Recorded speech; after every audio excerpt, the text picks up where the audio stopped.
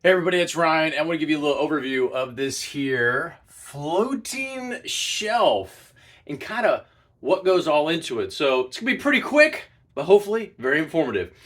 So this is a sort of a rustic brown shelf. I actually got to clean off some of that. That's not part of it. That's a little sheetrock from where I drilled it in.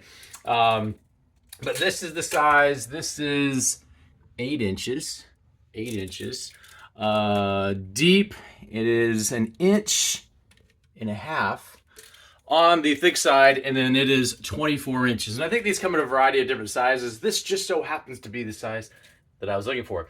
And so it mounts pretty simple. To mount it, you need a couple things. Ideally, you want to mount this into, my personal opinion, you want to at least hit, because this is only 24 inches wide, you want to put it in, have one of the screws hit a stud. Now, the stud is the, like, behind the frame if you've never mounted anything before. So you have wood studs that are behind the sheetrock, and you want to be able to drill into it. So the mounting piece that is that goes back into this, it's a metal bracket. It's got 2 prongs that stick out vertically.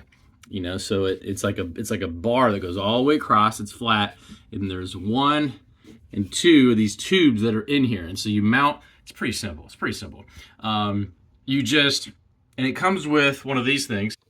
So it comes with the level, a little small level like this. So when you're putting it on here, you can kind of get it all balanced out, make sure it's straight. It has these types of anchor screws. They work good.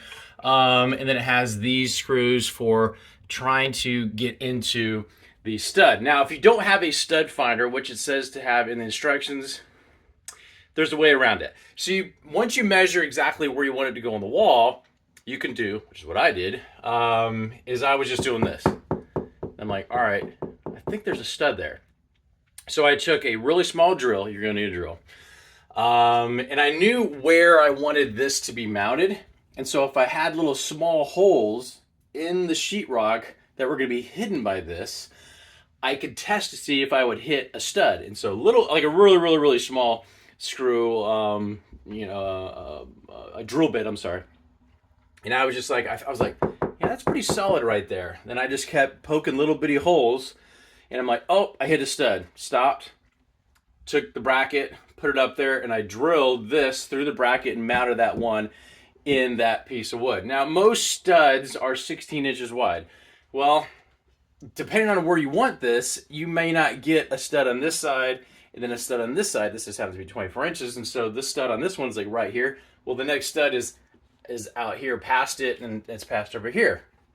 So what I did, and it holds up really nice, I got that one stud in there, then I used the level, balanced it out, and then I used these, and I marked the holes, drilled these in. I put one over on the very far corner so it holds it nice and tight, and there's another one that's over here, nice and tight. Put those 2 in there, and this thing ain't going anywhere. I mean, this is not going anywhere.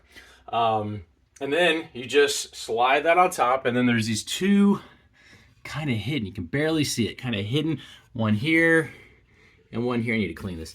And then you screw those screws into it, and then it's in. The only thing that's kind of hard to see with the listing online is that if you're looking at this straight on, there's a slight tilt. So it's not exactly 90 degrees this way out. It's slightly up. And I think the reason for that is if you put some weight on it, then it kind of allows it to kind of level out. And so just be mindful, it's not an exact 90 degrees here. It has a slight lip up. And I really think that is because if you put some heavy stuff on here, it's going to kind of pull it down and level it out. But this is I'm not really sure if this is, it's kind of light. So I'm not sure if this is like a solid wood type material. It is a light wood. Maybe it's some kind of, I don't know what the heck it is, but it looks like real wood. It's got texture like real wood. And so it looks pretty good as far as I'm concerned. Hopefully this helps, and we'll talk to you soon.